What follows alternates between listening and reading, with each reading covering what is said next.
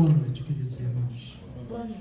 Rogamos as bênçãos do nosso amado Mestre Jesus, esse sol divino que aquece, que nutre, que acalenta, que vivifica as nossas almas. Quando a nossa querida Andréa mandou-nos o tema, nós estamos refletindo que se há algo em que nós estamos, com todo o perdão da afirmativa, errando em nossas vidas, é não estarmos amando a Deus sobre todas as coisas. Ainda não está desperto esse sentimento em nossas almas, até porque nós temos uma dualidade, uma que nos dirige, uma parte que nos dirige e a outra que ainda não nos dirige, que é o ego e o eu superior. Normalmente somos administrados em nossa personalidade de superfície pelo ego. E o ego não ama.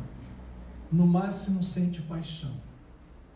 E diante dessa realidade de amar a Deus sobre todas as coisas, se nós fizermos sinceramente uma avaliação de como pensamos, falamos ou agimos no transcurso da nossa jornada, nós vamos verificar que tudo isso normalmente acontece em função das coisas mundanas, das conquistas mundanas e não da conquista de Deus. Portanto, quando ela falou isso para nós estamos envoltos em reflexões diante disso, porque o principal, o que significa? Significa exatamente que nós ainda não estamos em Deus o quanto Deus está em nós. É algo realmente que nós precisamos meditar com profundidade. E mais do que isso, nós existimos, é inconteste. Por quê? Porque Deus nos deu a vida. Aqueles momentos felizes que todos temos na lembrança, alguma coisa já aconteceu, exatamente temos consciência de que existiu porque nós existimos, porque Deus nos deu a vida. Mas mais do que isso, temos consciência sincera da nossa destinação? Qual é a nossa destinação? Quem nos diz? A felicidade eterna. Dá para ter uma dimensão do que vem a ser isso? Seremos felizes eternamente. Por si só, essa consciência já deveria nos levar a amar a Deus sobre todas as coisas. Nós amamos a esposa, amamos o marido, amamos um filho, a filha, o pai, a mãe, um bem que a gente ganha, um momento que a gente vivenciou, mas Deus está acima disso tudo, em nossa concepção. Nem sequer pensamos nele durante o dia, quase não pensamos nele durante o dia. E existe no Livro dos Espíritos, no capítulo 2, segunda parte, terceira parte, uma lei. Porque Deus, quando fez o universo, Ele estipulou leis. Nós sabemos o que é uma lei. Nós temos leis de trânsito, quando a gente pega o carro e anda, nós não podemos fazer tudo o que a gente quer. Se a gente transgredir um pouco certas normas que a lei de trânsito determina, além de criar um desastre, a gente vai ser multado, vai ter problema. Existem as leis sociais, existem vários tipos de leis humanas, mas existem também as leis divinas. E uma das leis que a gente não observa como deveria é a lei de adoração. Adorar a Deus. Quando alguém aqui faz alguma coisa para outra pessoa, a gente sente aquela emoção de gratidão, não é assim? A gente dá vontade de ir lá, poxa, obrigado pelo que você fez por mim. Obrigado, você me ajudou, você me... Enfim, algo que te tocou. Se a gente sente isso em relação a pessoas iguais a nós, o que não deveríamos sentir em relação a Deus? Pensem bem, analisem bem com profundidade, com sinceridade de coração, de propósito. E a lei de adoração, a palavra adoração, do termo latino adoratione, é o ato de amar de modo intenso, podendo ter ou não conotação religiosa. Por quê? Porque existe uma diferença entre ter religião e ter religiosidade. Nem todos que têm religiosidade têm necessariamente uma religião. Muita gente diz que tem religião para dar uma justificativa social. Eu sou espírita, sou católico, sou batista, sou, enfim, hinduísta, para dizer para os outros que tem.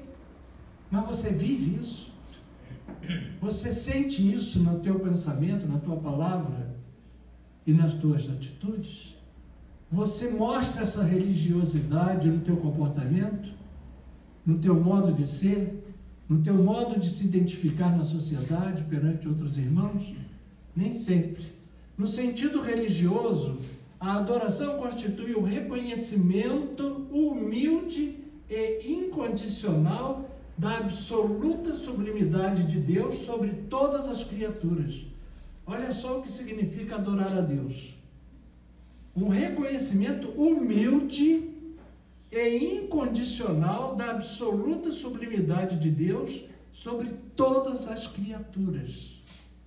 Nós ainda não temos essa identificação com Deus. Estamos muito distantes. A rigor, nós gostamos muito de nós mesmos. O ego nos situa numa posição social que às vezes até discriminamos aqueles que têm menos do que nós. Nos achamos mais do que muita gente.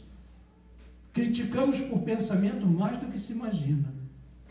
Quando vê, já erramos. E aí a humildade está muito distante dessa postura. E na questão 649 do Livro dos Espíritos, Kardec perguntou à espiritualidade superior: em que consiste a adoração? É a elevação do pensamento a Deus. Pela adoração, o homem se aproxima de Deus, a sua alma. Veja bem, e depois nós vamos verificar mais para frente o que a ciência fala sobre as emoções vindas do coração, e isso provado e comprovado no mundo inteiro hoje, e nem sempre estamos atentos para essa realidade. Portanto, a adoração a Deus aproxima a nossa alma dele. É quando a gente passa a sentir, começar a sentir Deus na sua vida. Jesus foi bem claro, ou ele não foi verdadeiro quando disse: o reino de Deus está dentro de vós. Onde é que um rei reina? No seu reino. E se ele está dentro de vós, onde é que você localiza Deus? Onde é que nós localizamos Deus dentro de nós? Não é nessa consciência de superfície que administra a personalidade que estamos. A soberba de hoje pode ser a carência de amanhã, para nós aprendermos a adorar, aprendermos a sermos humildes, aprendermos a simplicidade. Portanto, nós precisamos entender que há muito mais a ser feito na nossa vida do que a gente imagina, de simplesmente viver e as conquistas materiais. A adoração é o resultado de um sentimento inato ou produto de um ensinamento? A espiritualidade responde categórica: sentimento inato, como o da divindade. A consciência de sua fraqueza leva o homem a se curvar diante daquele que o pode proteger. Sabe quando é que a gente lembra de Deus? Quando a gente sofre. Está consagrado pelo povo, pela humanidade. A gente se torna tão bonzinho. A gente corre para Deus quando está com um problema sério. A gente chega até rastejando, dizendo: olha, eu vou ficar bonzinho, vou ajudar todo mundo, vou parar de falar mal dos outros, de ter pensamentos indevidos. É quando a gente lembra dele. Só que Deus não negocia com a incúria.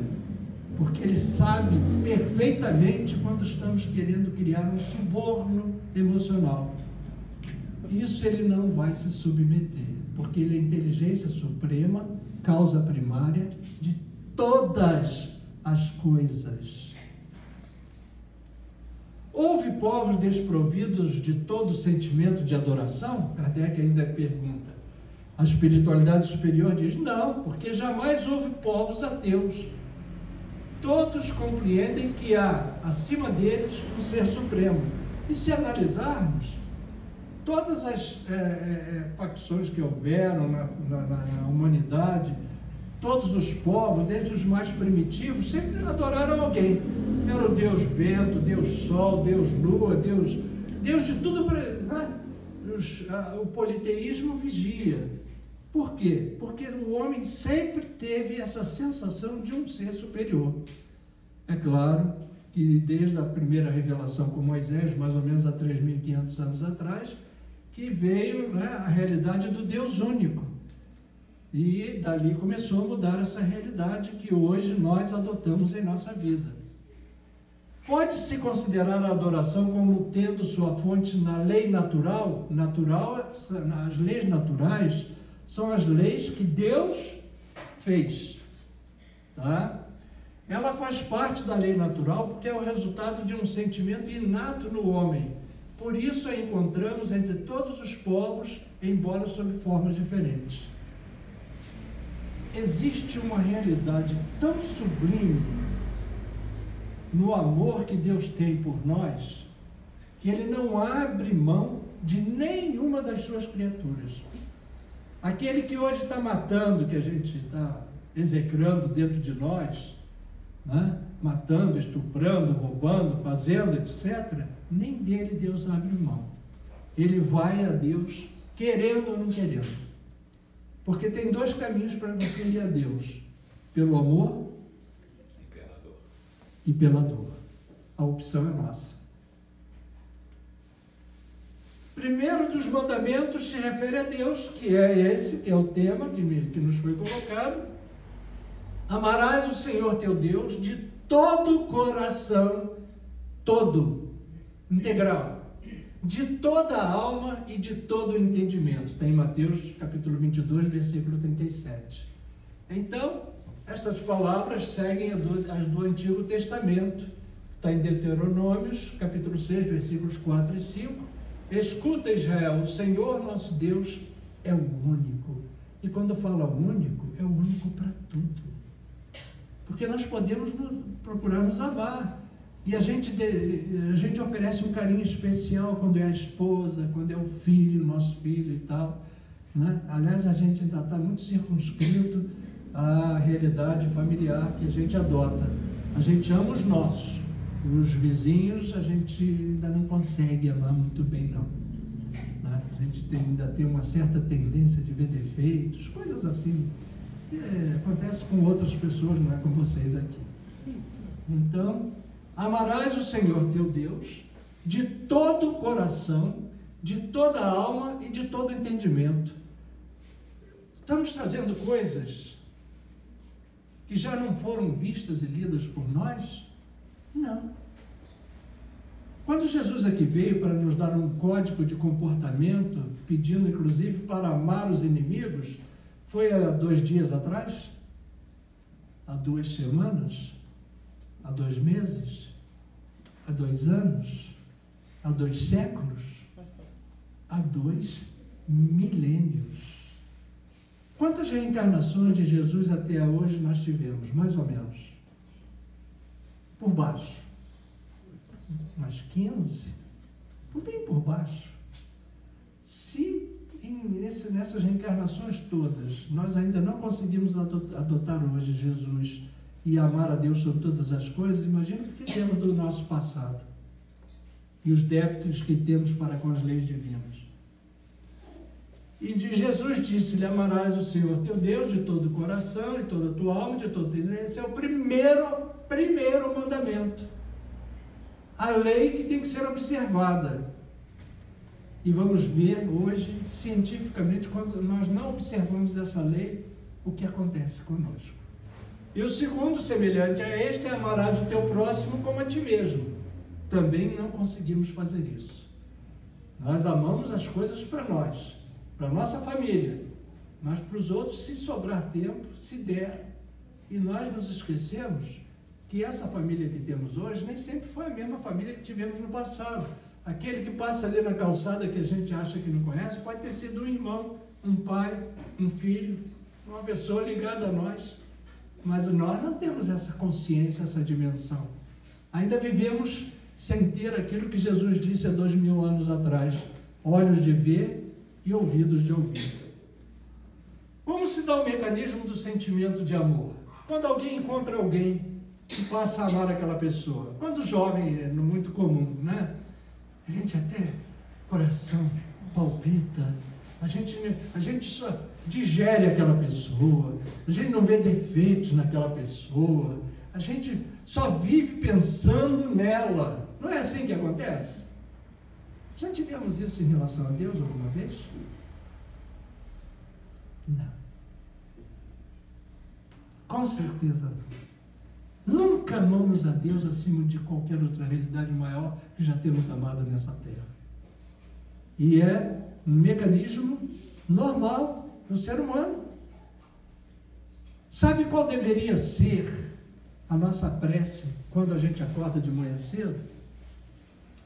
Pai, te amo porque existo. E obrigado pela minha destinação. Falamos assim? Ou já começamos, Pai, me dá isso, me dá aquilo, hoje eu vou ter um dia difícil, me dá força, me dá não sei o quê, aquele petitório que é ininterrupto. Normalmente a gente tem Deus como provedor das nossas vaidades pessoais. Começa pelo cultivo, amar a Deus, da fé. Só que a fé não é uma realidade cognitiva, conquanto no campo racional ela se inicie, até para que seja uma fé raciocinada. A fé é uma emoção capaz de te sustentar nos momentos difíceis. Mas a fé, ela se estabelece com um contato da divindade interior que todos nós deveríamos cultivar. Jorge Andréa nos diz que na zona espiritual, ou a zona do inconsciente, há 3 camadas: o inconsciente atual, o consciente arcaico e o inconsciente divino, onde reside a realidade divina que temos. Essa realidade, Deus em nós, que os yogis buscam através da meditação e se realizam. Só que nós não buscamos esse Deus em nós. É comum, até a gente, quando vê uma partida de futebol, o jogador faz um gol e aponta para o céu. Olha, o que é o céu? É um Deus antropomórfico que está lá num trono de barbas grandes, fazendo bolinhas e jogando para o universo? É esse o Deus que nós ainda temos na nossa cabeça? Um Deus antropomórfico? Se a gente encontra Deus em qualquer realidade, está enganado, conquanto ele existe em todas as realidades. O principal é encontrar Deus dentro de você e com ele conviver. Você começa a ter uma emoção diferenciada, e essa emoção diferenciada é o sentimento de fé, que te sustenta nos momentos difíceis. Vocês sabiam que no cristianismo primitivo, os cristãos que eram aprisionados e eram levados para as arenas para serem devorados pelos leões, queimados em postes de martírio, entravam cantando? Assustava a turba ávida de sangue, porque existe comprovadamente pela ciência médica a produção de certas enzimas cerebrais, quando você ama a Deus e sente Deus em você, capaz até de neutralizar a dor física, anular a dor no sistema nervoso. Pesquisem sobre isso. A fé por si mesma pode fazer você acreditar em alguém ou alguma coisa. Quando revestida de amor, faz você viver em alguém ou alguma coisa. É a diferença. Eu e o Pai somos um. Quem disse isso? Quem disse isso? Jesus. você passa a ser aquilo. Quando você quer atingir uma meta na vida, você ter um título para dizer que você se formou, etc., você e aquele objetivo passa a ser um. Você luta por aquilo, você se sacrifica por aquilo, você perde noites de sono por aquilo, você se entrega àquilo para atingir aquele objetivo. Não é assim que acontece conosco? E quando a gente busca Deus não é diferente. Mas não fazemos isso. Eu e o Pai somos um, como diz Jesus, está em João capítulo 10, versículo 30. Chamado de Deus, eis-me aqui, Senhor, que a tua vontade se faça em mim. Quem disse isso? Mãe Santíssima, Maria, quando foi anunciada a ela, exatamente, que seria mãe do nosso Mestre amado. Eis-me aqui, Senhor. Ela não queria discutir, não queria saber como é que seria. É uma coisa impressionante. É uma entrega. Aliás, essa entrega também foi Saulo a caminho de Damasco para perseguir lá Ananias, etc. Jesus aparece ao sol do meio-dia no deserto, ele cai do animal e ele percebe a grandeza de Jesus. De uma hora para outra, o orgulhoso doutor da lei, entendido, cheio de títulos de nobreza, simplesmente diz assim: Senhor, que queres que eu faça? Ele não questionou mais nada. Que queres que eu faça? É uma entrega total. Essa entrega ainda não estamos em condições de fazer porque nos falta ainda capacidade de percepção espiritual, de amadurecimento espiritual, palavras de Joana de Ângeles.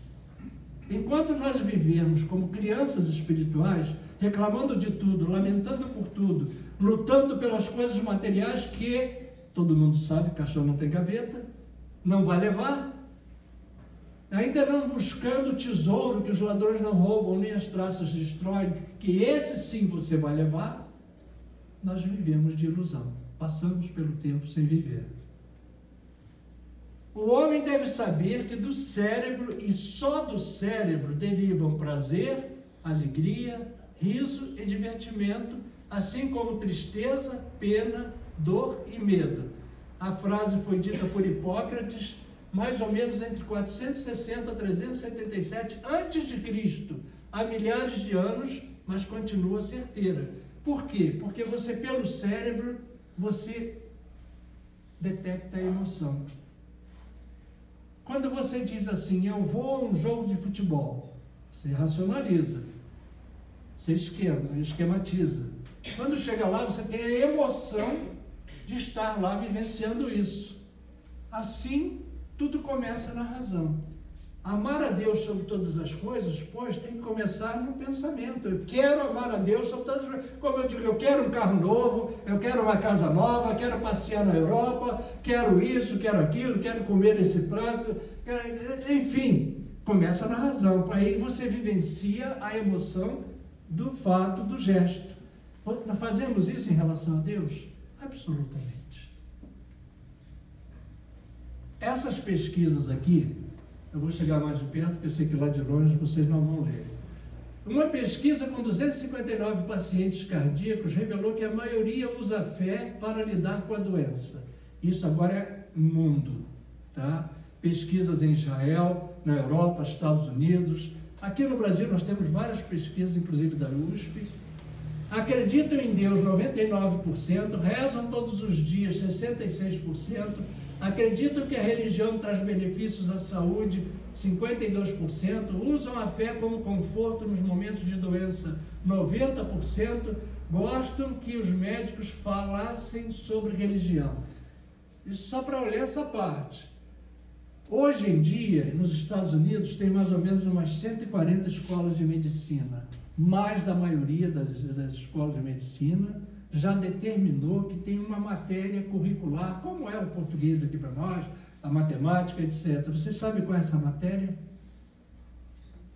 Suscitar a fé do paciente. Porque está comprovado cientificamente que quando você tem fé e busca Deus, os remédios potencializam mais no corpo físico, as enfermidades se curam em menos tempo, fraturas consolidam em menos tempo, são as pessoas que ficam menos tempo internadas e as que morrem mais tarde. Quem quiser, tiver dúvida, tudo isso que eu estou falando tem na internet. Dr. Benson, que é um dos pioneiros dos Estados Unidos, tem livros publicados, inclusive aqui no Brasil. Sabe como é que começou a pesquisa dele sobre a fé no paciente? Ele estava no consultório dele na mesa, chegou um senhor, virou para ele e falou assim: você que vai cuidar da minha saúde? Ele falou assim: vou tentar, a gente vai fazer o melhor, etc. Então, por favor, só pode levantar. Aí o doutor Benson ficou meio assim: mas o que o senhor deseja? Eu desejo que o senhor venha aqui no meio do consultório. Aí o doutor Benson, naquela psicologia de primeiro ganhar confiança da pessoa para depois tratar dela, que é uma psicologia do clínico, foi. Ele falou assim: me dá a sua mão, se você vai cuidar da minha saúde, vamos começar pelo melhor, fazendo uma oração. E fez uma oração para o doutor Benson no meio do consultório. E aí o doutor Benson ficou meio assim, começou a perceber que os resultados voltados para esse senhor eram mais positivos. Como ele também clinicava em hospitais, ele fez uma experiência. Ele dividiu uma enfermaria de, me parece que 80 pessoas por aí, em duas, e em locais separados, e uma ala era o tratamento normal, medicamento. A outra, além do tratamento normal, começou a suscitar a fé dos pacientes. Pasmem, essa enfermaria teve resultados maravilhosos, porque o sentimento de fé, quando você busca Deus, se irradia para cada célula do teu corpo físico. Assim como você às vezes acorda e não está muito bem, o teu organismo não funciona bem, a prisão de ventre, a má digestão, tudo fica meio esquisito, a outra face da moeda também é verdadeira. Quando você acorda bem, tu está leve, parece que viu, né, um céu cor-de-rosa, etc. Por quê? Porque somatizamos nossos pensamentos. Que tipo de pensamento você tem? Que tipo de vida você leva? É consequente. Simples e profundo assim. Você vai reclamar o quê? Do governo?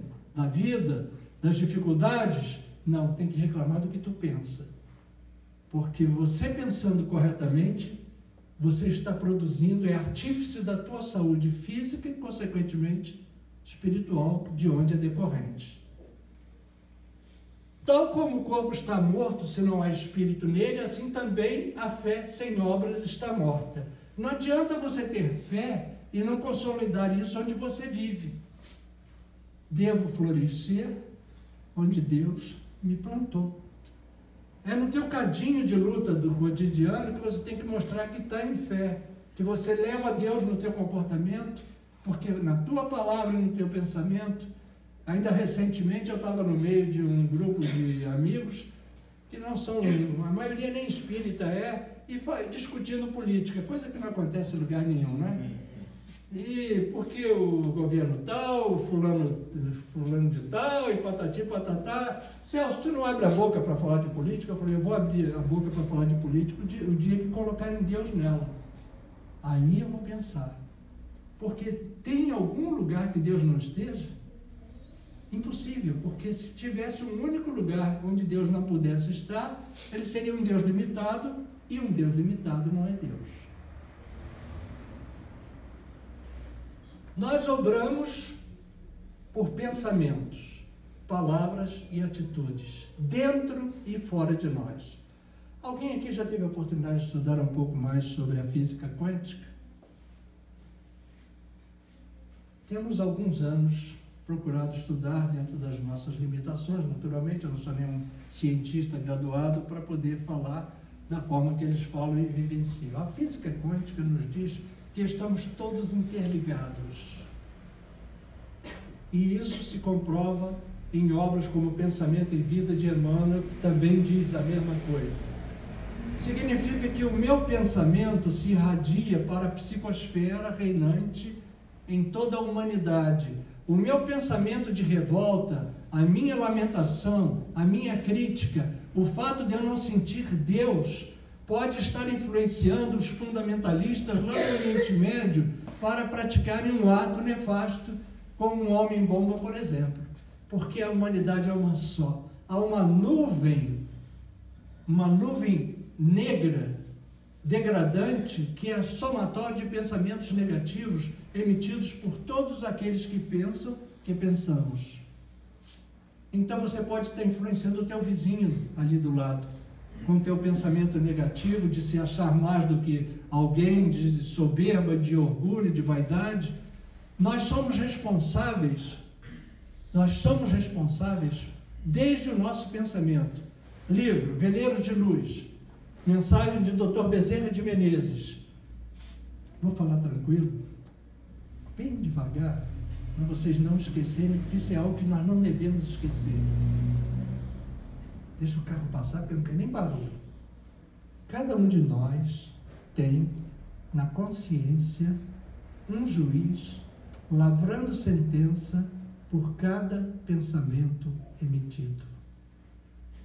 Tem algum advogado aqui? Não tem nem a inicial nem a contestação. Pensou, sentença. Vocês sabem o que é isso? Dr. Bezerra de Menezes, cada um de nós, vou falar mais uma vez, porque eu vou ser chato com certas coisas, é um dos meus defeitos também.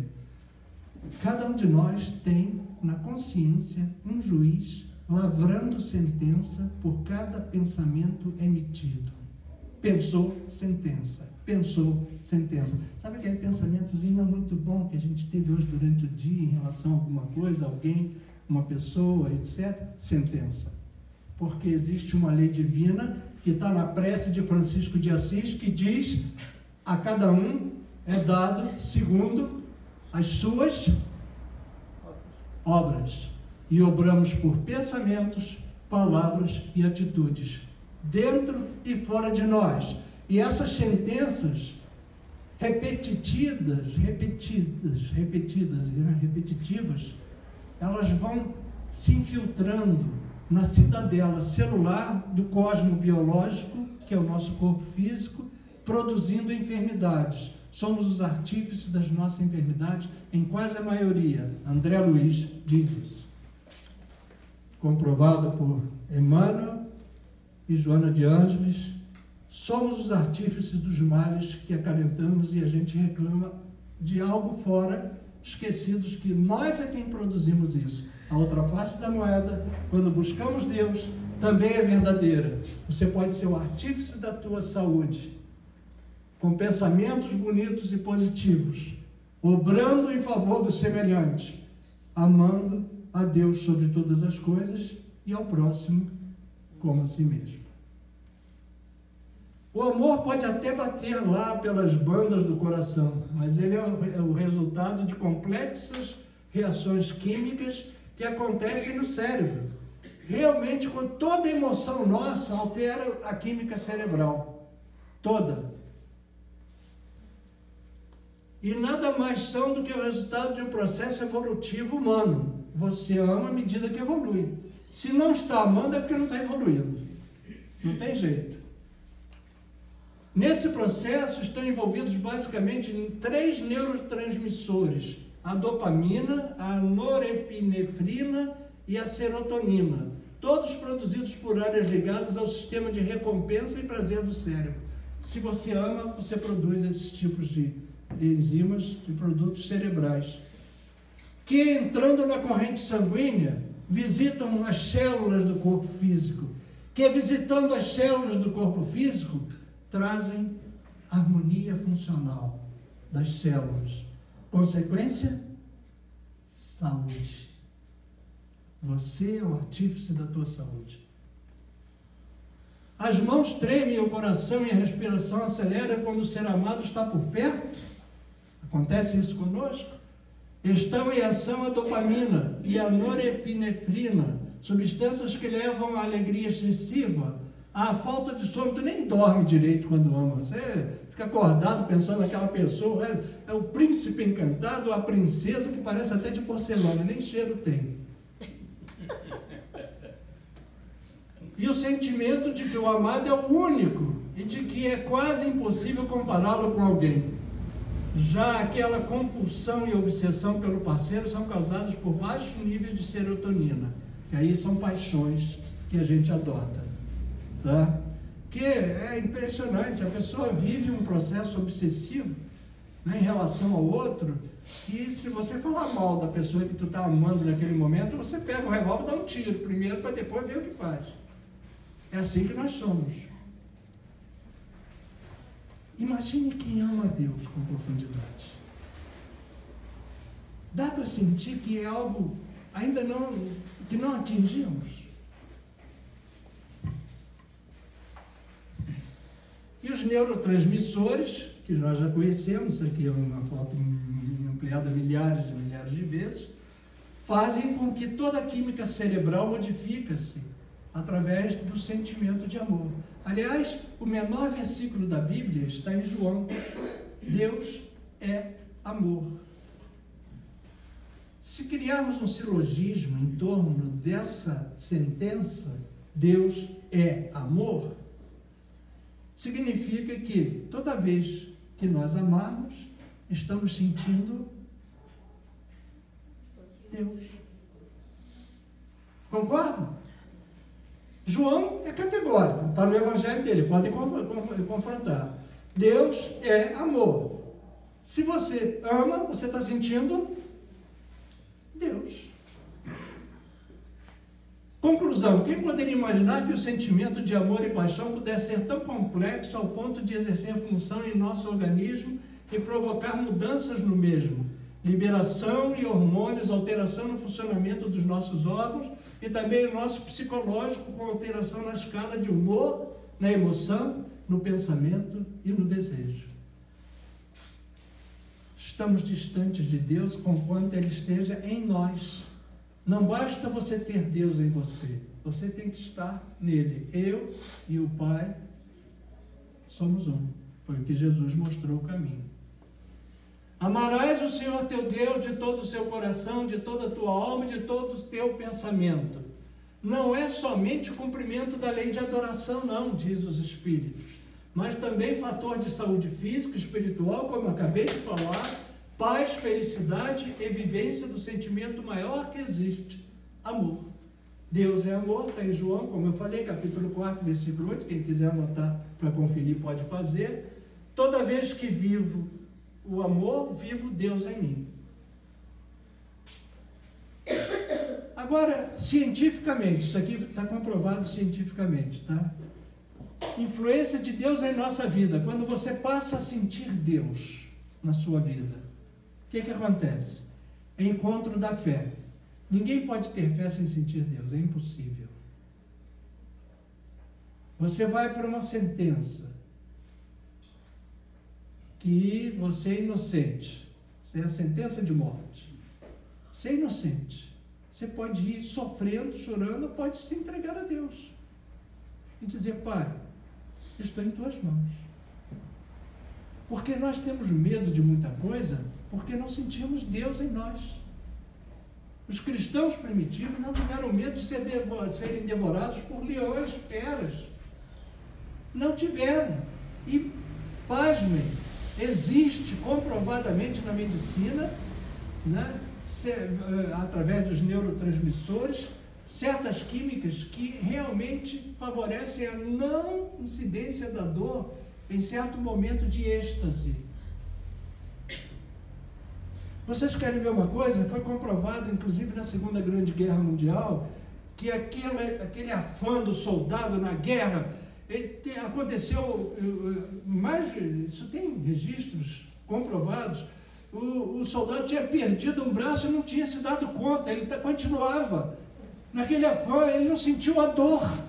Por quê? Porque há um tipo de postura emocional que é capaz de neutralizar em você a dor. Aliás, diz os espíritos superiores que a dor faz parte do processo evolutivo, o sofrimento é opcional. Você pode optar por sentir dor e sofrer, mas pode optar por só. A mulher, quando está em momento de parto, gerando um filho, ela sente dor, mas não sofre. Está feliz da vida com aquela dor. O sofrimento é opcional. É a infantilidade nossa, espiritual, que nos leva, que nos arrasta. Eu sou o caminho, disse Jesus. Eu sou a verdade e eu sou a vida. Adotar Jesus, queridos, é muito mais do que falar no seu nome, é muito mais do que irmos na casa espírita, assistir uma palestra, voltar para casa e continuar na mesma. Com todo respeito a vocês, eu faço uma pergunta. O que os impede de saírem daqui mudados definitivamente? Diante dessas verdades que não são minhas, que são comprovadas. O que impede da gente sair daqui diferente hoje? O que impede de mudarmos nossas faixas de pensamento, de botarmos mais Deus em nossa vida e buscarmos uma nova realidade a partir de agora? Efetivamente, o que nos impede? Nada. Absolutamente nada. Em nossas tarefas, e a Andréa conhece muito bem, lá na Clínica Vista Alegre, no SOC, nós já fazemos tarefas lá mais ou menos há 44, 45 anos. Há momentos que a gente vê ali pessoas que são prisioneiros. Existem dois tipos de prisioneiros, da penitenciária e dos hospitais. Sendo que os dos hospitais ainda são piores, porque eles nem sair da cama conseguem às vezes. Lá eu conheci uma moça, mulher nova, ela morava numa favela no Rio e foi internada. Ela tinha 3 filhos e marido. E foi transferida de um hospital para outro, foi bater aqui em Petrópolis. O nome dela era Júlia. E o problema ficou lá na época no SOC, agora que recentemente mudou o nome para a Clínica Vista Alegre. E os assistentes sociais, vários, tentaram localizar a família mudou-se e nunca mais foi localizada. Ela ficou ali no SOC 32 anos. Foi a vida dela. Nós éramos os familiares dela. E às vezes a gente reclama de coisas dentro de casa tão fúteis, tão sem sentido. Se estamos aqui é porque temos saúde. E nós podemos fazer muito mais. Do nosso lado, tem gente sofrendo, chorando, a gente estende a mão. Certa feita, uma amiga nossa, foi a primeira tarefa que nós tivemos ainda rapaz. A nossa primeira tarefa foi em Piabetá. Alguém conhece aqui? Piabetá. Domingo, todos os domingos do ano, não importa se era Natal, Ano Novo, não importa, todos os domingos do ano, começava as aulas para as filhas de assistidos, de pessoas carentes daquela região, às 7 horas da manhã, e eu não tinha carro. E lá quem coordenava isso era uma irmã chamada Dona Alice, que vivia lendo o Evangelho, muito devota assim.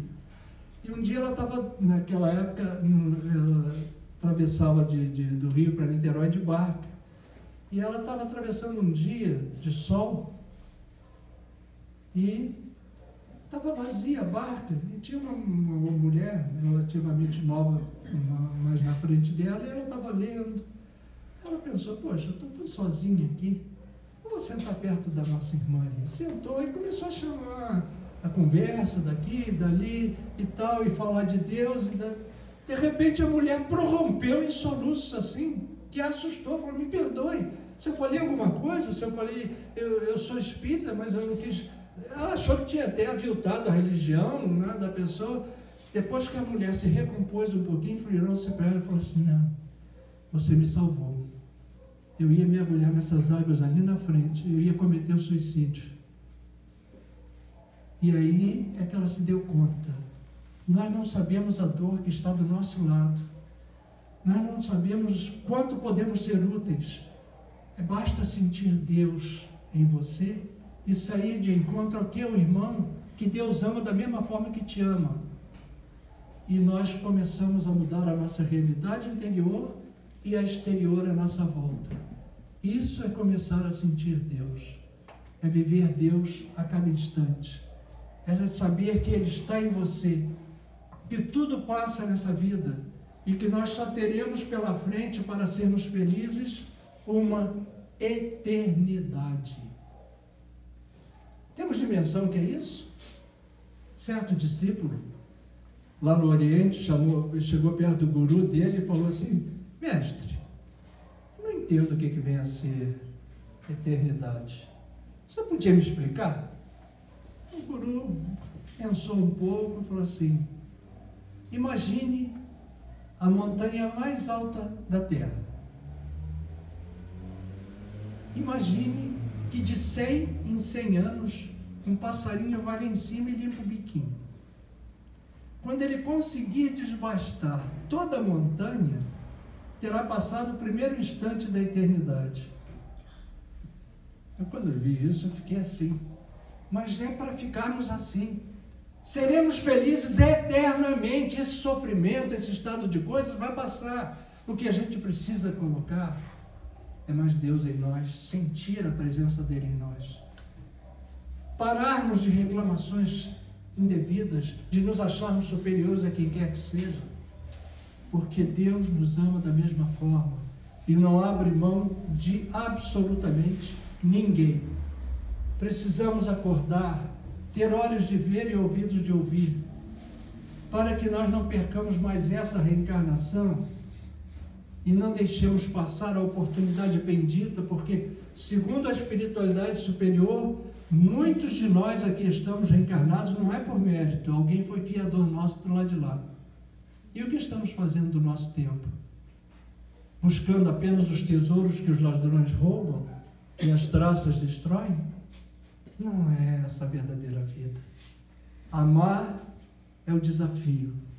Buscar isso é a inteligência em nós começando a funcionar. Porque o resto é ilusão. Tudo vai passar. O cultivo do corpo, a beleza física vai passar. A verdadeira beleza é da alma. Há pessoas que saem daqui com corpos lindíssimos, tanto homem quanto mulher, chegam lá em estado que causa horror. Porque a fisionomia da alma é terrível. E há pessoas que têm corpos que não são bonitos na filosofia nossa de avaliação e chegam lá em visuais esplendorosos que encantam. Então a verdadeira vida é a interior. O resto é para utilizarmos, para atingirmos esse fim, esse objetivo, sermos melhores, né? Qual é a maior chaga da humanidade, segundo os Espíritos, no Livro dos Espíritos? O orgulho e o egoísmo. Por quê? Porque nos afasta de Deus. Nos afasta da verdadeira realidade que nos espera. Então, queridos, que busquemos Ele, porque amar a Deus sobre todas as coisas, a verdadeira razão de se viver. Vamos mudar a nossa postura. E mais do que isso, por que não orarmos por aqueles que ainda não têm a bênção de ter esses conhecimentos que já temos?